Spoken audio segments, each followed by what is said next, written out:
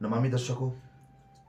दोस्तों, कल दिल्ली में जो घटना हुई बहुत दुखित थी और हम सब लोगों ने देखा ही होगा, उसके बारे में समझने की कोशिश करी होगी, सुना होगा। बट हम कभी ये सोचते हैं कि आखिरकार भारत के अंदर ऐसी घटना क्यों अंजाम ले लेती हैं। अभी बहुत सारे लोग मैं सोशल मीडिया पे देख रहा हूँ, भारत की सुरक्षा एजेंसीज को टारगेट करने की कोशिश कर रहे हैं। ये वही सुरक्षा एजेंसीज हैं जिन्होंने 2 दिन पहले फरीदाबाद में 3 टन 3000 किलो एक्सप्लोजिव पकड़ा है। ये वही भारत की सुरक्षा एजेंसी हैं जिन्होंने कुछ दिन पहले गुजरात एटीएस ने जहर पकड़ा है, जो एक ऑयल के रूप में था, जिससे कि बहुत सारे लोगों के मास किलिंग का टारगेट था उन लोगों का। इन एजेंसीज को टारगेट करना बंद कर दीजिए। इसके पीछे का क्या रीजन है, हम उसको समझने की कोशिश करते हैं। सबसे पहले शुरुआत करते हैं फरीदाबाद वाली घटना से। फरीदाबाद में जो एक्सप्लोजिव मिला, वो एक्सप्लोजिव जिसके पास था वो एक एमबीबीएस डॉक्टर था। एमबीबीएस डॉक्टर, कोई आसान नहीं होती पढ़ाई। वो एमबीबीएस डॉक्टर बन के भारत में रह रहा था। और ये लोग विदेशी नहीं होते, पाकिस्तानी नहीं थे ये लोग, ये भारतीय लोग थे। तो हम पाकिस्तान को टारगेट कर देंगे क्योंकि वो ठीक है, वो उनको जनरेट कर रहा है, ठीक है, पाकिस्तान को टारगेट कर दिया। लेकिन भारत के अंदर इन लोगों का ब्रेन वॉश कौन कर रहा है, ये चीज हम समझने की कभी कोशिश नहीं करते। एक एमबीबीएस करा हुआ व्यक्ति के ऊपर उसकी ऐसी एजुकेशन या उसको ऐसा सिखाया जाता है कि वो लोगों की मास किलिंग पे उतर जाता है, वो लोगों को मारने पे उतर आता है।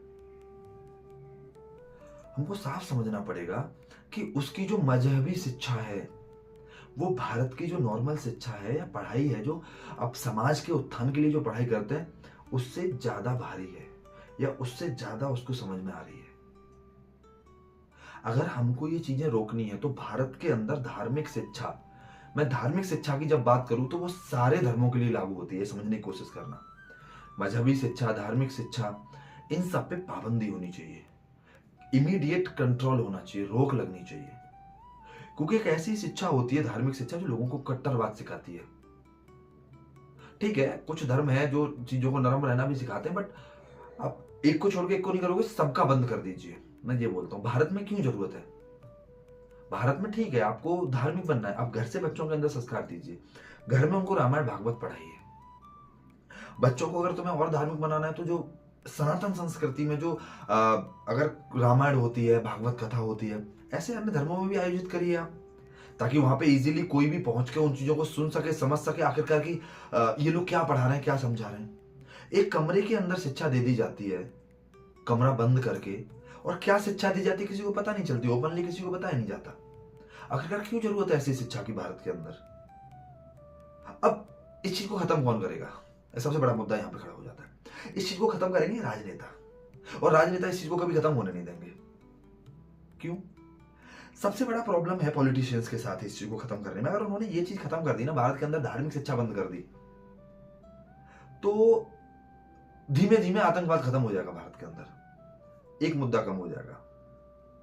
और धार्मिक शिक्षा बंद होगी तो जो पैसा इधर उधर जो बर्बाद हो रहा है ना, वो पैसा खर्च होगा सिर्फ और सिर्फ स्टडी पर, देश के डेवलपमेंट पे। वो काम रुक जाएगा नेताओं का, क्योंकि जब तक ये धार्मिक शिक्षा लोगों को नहीं देने देंगे, जब तक लोगों को धार्मिक और जातिवादी नहीं बनाएंगे, तो इनके वोट बैंक्स खत्म हो जाएंगे, वोट नहीं मिलेंगे इनको फिर। तो वो तो ये करने से रहे, और आम नागरिक कुछ कर नहीं सकता इस धार्मिक शिक्षा से रिलेटेड। जो लोग ये करते हैं, मैं उन लोगों को ही पूछना चाहता हूं, आखिरकार आप सपनों में कैसे जी सकते हैं। आप मरेंगे तो आपको 72 हुरें मिलेंगी, आप कैसे सोच सकते हैं ये चीजें। दूसरे को मार के आपका भगवान कैसे खुश रह सकता है। आपको दूसरों को मारो और आपका भगवान खुश हो जाए, मेरे हिसाब से तो पॉसिबल नहीं है। ये सिर्फ एक राजनीतिक फंडा है। आप जिस धर्म को समझने की कोशिश कर रहे हो, आप जिस धर्म को या आपको ये समझाने की कोशिश कर रहे हैं वो लोग कि ऐसा होता है, ऐसा नहीं होता है, वो सिर्फ राजनीतिक लोग हैं जो आपको बरगलाने के, आपका ब्रेन वॉश करने की कोशिश कर रहे हैं। और आप उनको धार्मिक लोग समझ लेते, वो धार्मिक हो ही नहीं सकते। कोई भी मजहब में ऐसा तो नहीं होगा कि लोगों को मारो ये बोलो। अगर है तो उस चीज को इंप्रूव कर लेना चाहिए अभी। और या हो सकता है जैसे हमारी भी संस्कृति में होता है कि लोग उसको तोड़ मरोड़ के पेश करने की कोशिश करते हैं, ऐसे आपको तोड़ मरोड़ के पढ़ाने की कोशिश की जा रही हो, समझाने की कोशिश की जा रही हो, और आपको एक बॉम्ब बनाया जा रहा हो। सिर्फ आप ह्यूमन नहीं रहते उस टाइम पे, एक बॉम्ब बन जाते हैं, खुद को मार देते हैं 50 लोगों को मारने के लिए। क्या मिला आपको 50 लोगों को मार के? तो सबसे पहले मैं तो यही बोलूंगा कि भारत के अंदर धार्मिक शिक्षा पे बिल्कुल ही रोक हो जानी चाहिए, बिल्कुल बंद हो जानी चाहिए, चाहे वो किसी भी धर्म से रिलेटेड हो। घर में पढ़ा हुआ ओपनली शिक्षा होनी चाहिए, जहां पे जाके कोई भी उस शिक्षा को ले सके, समझ सके आखिरकार सामने वाला क्या समझा रहा है, क्या पढ़ा रहा है। मैं तो यही कहूंगा आप लोगों को। और नेता तो कुछ करने वाले हैं नहीं, क्योंकि जब ये चीजें होती हैं, लोग मारे जाते हैं, तो नेता तो मारे जाते हैं नहीं, क्योंकि उनके पास तो सिक्योरिटी है, सेफ्टी है। नॉर्मली लोग, आम लोग मारे जाते हैं तो नेताओं को तो कोई फर्क पड़ता है नहीं, क्योंकि देश के अंदर, ऐसे देश में हम रहते हैं जहां पे अगर आप भारतीय और आपको जन्म प्रमाण पत्र बनवाना है तो आपको महीना, 2 महीना, 3 महीने लग जाएंगे चक्कर काटते काटते। और विदेशी बांग्लादेशी और रोहिंग्या घुसपैठिए भारत में आ जाते हैं, उनका एक दिन के अंदर जन्म प्रमाण पत्र बन जाता है, आधार कार्ड बन जाता है, और उनका वोटर आईडी कार्ड बन जाता है, और उनका ड्राइविंग लाइसेंस तक बन जाता है 1-2 महीने के अंदर। ऐसे देश में हम रहते हैं। ये चीजें अगर इंप्रूव नहीं करें, ये चीजें भी मैं बोल रहा हूँ ना, ये भ्रष्टाचार की तरफ इशारा है। ऐसे देश में जहाँ पे इतना बड़ा भ्रष्टाचार है, उसमें हम रहते हैं, और हम सुरक्षा की सोचते हम सुरक्षित हैं। ऐसे देश में आप सुरक्षित रह ही नहीं सकते। आपको सुरक्षित बोलते हैं जो लोग, बता रहा हूँ मैं आपको, छोटी सी बात बताने की कोशिश करूंगा।